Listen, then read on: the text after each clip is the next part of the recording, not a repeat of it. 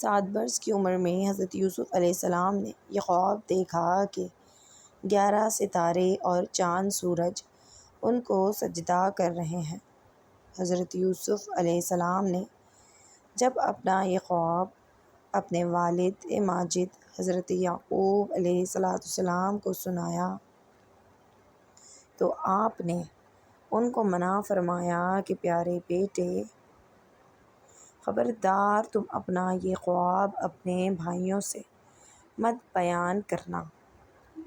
ورنہ وہ لوگ جذبۂ حسد میں تمہارے دشمن ہو جائیں گے، تمہارے خلاف کوئی چال چل دیں گے۔ چنانچہ ایسا ہی ہوا کہ ان کے بھائیوں کو ان سے حسد ہونے لگا، یہاں تک کہ سب بھائیوں نے آپس میں مشورہ کیا کہ ان کو کس طرح گھر